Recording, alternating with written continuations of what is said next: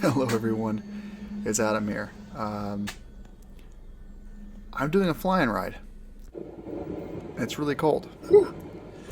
Um, so you pause right here. It was gonna be. I rode the bus down to. I'm trying to just quick editing here. I rode the bus down to the airport, um, flying to Richmond, Virginia from Logan Airport. So it's 2 hours on the bus going south. All right, plane time.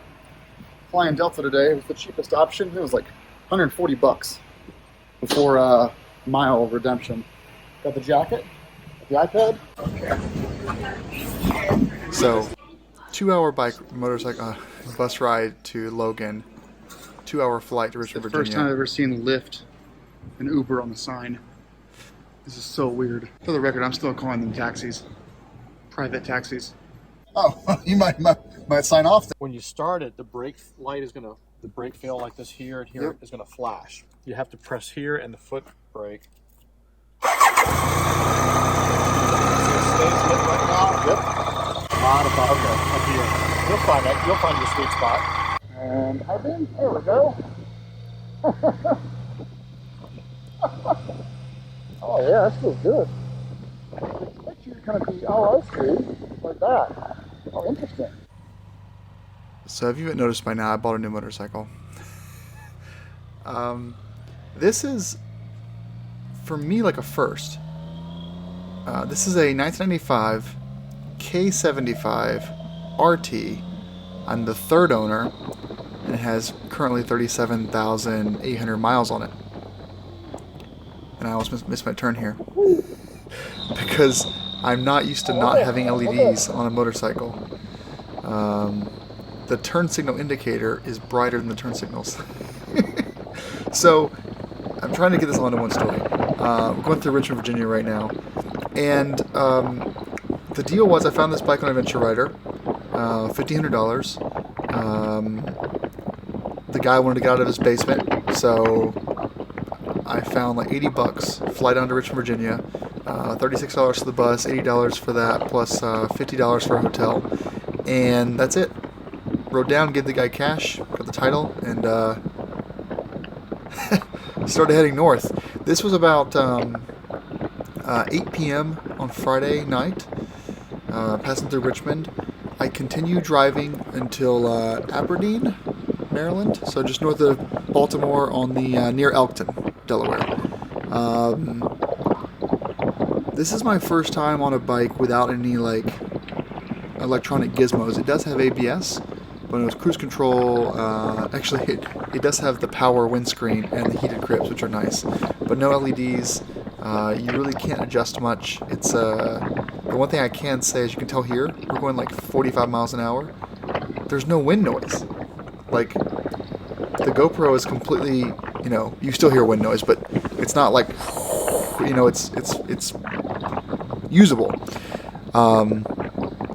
Because the windscreen is blocking all the wind, and that's why I was only averaging like 35 miles to the gallon on this thing, because you're basically pushing a brick wall against the wind. So once we crossed out of Baltimore, it was raining, and I was going to drive all the way to the start of the Jersey Turnpike, but that didn't end up happening, so we had to stop for the night. You can't see much of it right now, but let's go over to the gas station. Chick-fil-A. We don't have Chick-fil-A where I live, so yeah. Had to get some Chick-fil-A. Well, it's kind of been a weird video so far. We're charging our devices. It's always a good idea to charge. And drying out bags and gloves and such. So it's currently like 60 degrees right now on the Maryland-Delaware border with the day's end. Rest and start with a fresh burst of energy. At home right now, it's actually like 45. But it's going to be dropping between now and 2 a.m. tomorrow. It's going to 2 p.m. tomorrow. It goes from 4 a.m. Oh, hi. Down to 27 degrees. This is my new bike.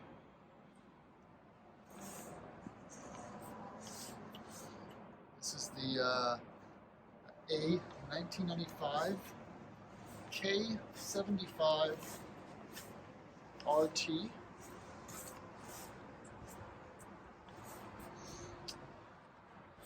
And I can't really do it justice right now because it's so dark, but it's really in immaculate shape considering it's a 23-year-old bike. 23 years old. Really good shape considering. 37,000 miles. Well, actually now we're at 38,088 miles. ABS, fuel injected, liquid cooled, new-ish tires, new battery, and everything else on this bike needs to be replaced. Not to mention, like, when I'm sitting on it, my knees are pushing this fairing in. So when I sit on it, it's like all up in here. So I have my legs actually out in the wind.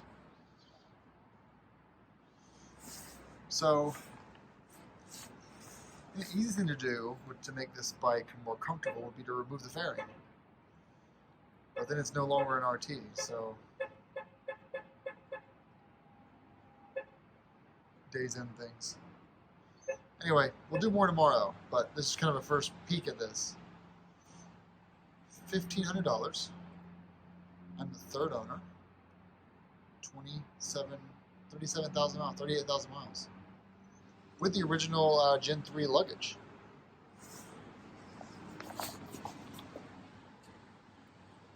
So that piece is lining up there. That was, we got some drops. It's okay. It's been dropped. That's fine. But all right, I'm gonna go to bed though. It's midnight, and the Days in bedroom is calling me. I think I have my microphone, so I've got my microphone here, but there it is. But I'm missing a little piece that goes the lavalier clip, so it's hard to get this in the helmet. So I really can't talk and vlog. But maybe I'll just record tomorrow with my helmet cam and then do some voiceover to give you guys the stories. It's more exciting than me just walking around with a gimbal. Room 303. If you stay here, let me know.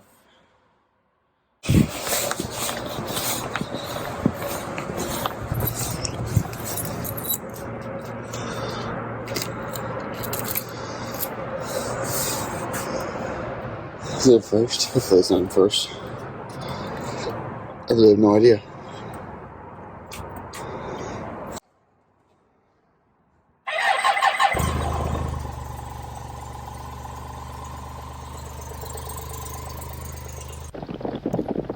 All the East Coasters know this road. This is the Jersey Turnpike. Thanks, TomTom, for the ETA.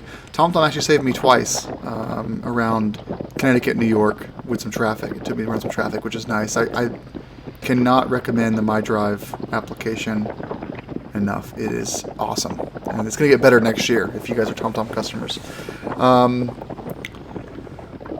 So, you know, I only have a couple problems with the bike. The first is the grips and the foot pegs are really worn down, like a lot. So they're super hard. I have 3 huge blisters on my right hand holding and I wasn't over squeezing it.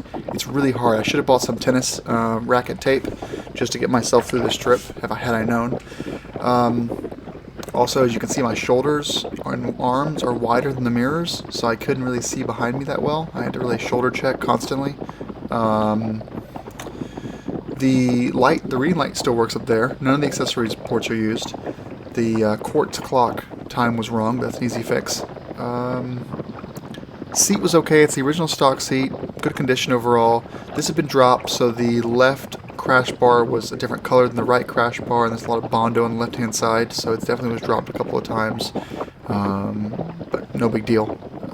And of course, the biggest issue is that I can't get my legs into the little fairing pit cubbies. It just doesn't work. When I do that, it pushes the fairing on both sides out and forward and out, and it's kind of stressing that part. I think I'd rather remove the part and save it for the next owner as opposed to making it any worse. You know, obviously it's a classic look, but you don't want to ruin it. What else is wrong with it? Not much, really. You know, it's interesting having to use a choke to get things started, but no big deal. I haven't torn it apart yet, so that's going to be like a spring to summer project, but you know, no clue on the splines, how good they are. They were last lubed 5 years ago, but the bike's only been ridden about 200 miles in the last 5 years, so I assume it's okay, but obviously it needs to be re-lubed. 200 miles before breakfast. Always. And then finally, those rear boxes are pretty loose, but I hear that's kind of normal. So I rock strapped them to the frame just in case they fell off on the way down, because inside of those boxes was my title. Didn't want to get to New Hampshire and not have a title for this thing. The bike's got plenty of power. It sounds really good at speed. Like, it sounds really, really, really good. It is a triple, so that helps a lot. But you know, it just you hear the injectors at low speed, and then when you're at like the 40 to 70 mile an hour range, it'll do 80 miles an hour no problem. The one thing I had to get used to was fifth gear. There's no sixth, so you get to fifth gear around 40 miles an hour, then you stay in fifth gear all the way to whatever. So at one point I'm doing 90 miles an hour, and I'm at 7,000 RPM, and there's no way to shift up. So it's like you're really, it's weird to me, and that's why my fuel economy was just atrocious. I was stopping every 100 miles to put 3 gallons in the tank. That's when the reserve light would come on. So every 100 miles, 3 gallons, just not very good at all. And of course, I immediately missed the GSA tank. And compared to the GSA, this may have more wind protection, but the GSA is a far superior touring bike with the right set of tires on it. Whereas I think this is going to be my local BMW club rides, around town, nothing major, because it's just, I don't feel like an old man on it. I actually love the styling. I think it's a beautiful looking bike. The wind protection was awesome when the temps got down about 35 Fahrenheit, but you really don't hear this. Like, there's no wind on me at all. It's completely buffeted. Like, not buffeted, but like I'm in a bubble. And of course, a few cars, came over my lane, almost clipped me or pulled out in front of me. This thing just does not have the road presence that a GS does with 1800 auxiliary lights on it, an LED headlight. It's just, you just don't have that road presence that that I do with a GS. But that can be fixed, but it kind of ruins the look of the bike. Again, I think this will be an all-around town bike, a local bike, not a bike that I travel across country on. And I foresee putting 1,000 miles a year on this at most in the next couple of years.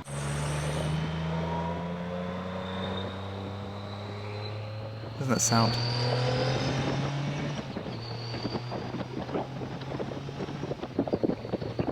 Sounds pretty good. You can get an idea of the pull there. I wasn't flooring it.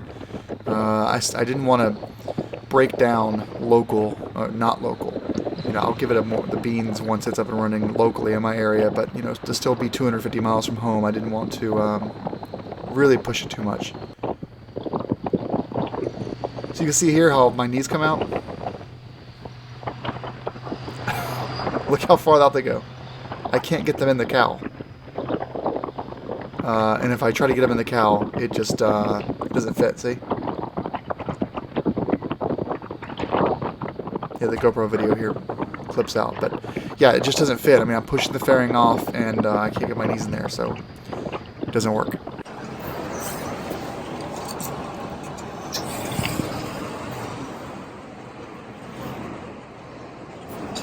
Sounds like a video.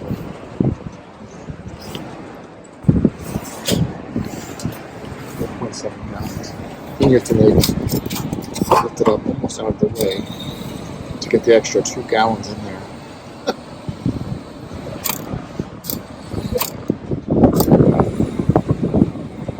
ridiculous.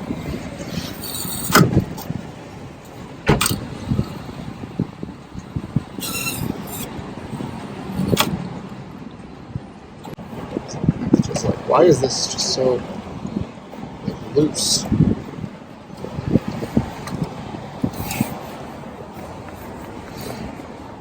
Same over here, but this is even worse.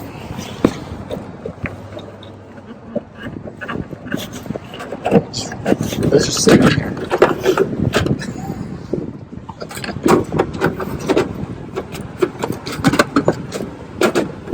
don't know how to get that back in there.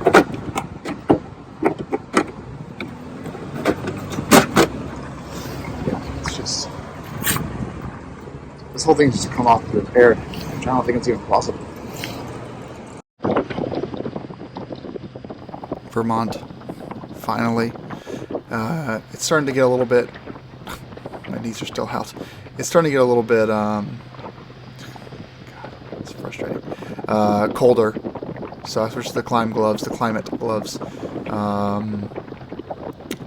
Yeah, I think when I pulled up to the house, if we finally have snow again, when I pulled up to the house, I think it was 35 degrees Fahrenheit, which I then jumped on my Beta and went for another ride. But we're almost home. So, you know, I still feel that the bike was a good deal. I've spoken to its two previous owners extensively. They're really enthusiasts. They took good care of it. 38,000 miles isn't very much for a K-bike. $1,500 is not very much for an all-original K-bike that's not been chopped up with the original luggage and fairing and everything on the bike works. The bike doesn't fit me though. I'm too big for it. So if anything, I'll need to remove the fairing just to be able to ride it around. But at the very least, I need to repair it. Because if I do sell it, it needs to be repaired for the next person because they may not be as happy with the broken plastic as I am. And now we have some black ice. Alright guys, thanks for watching.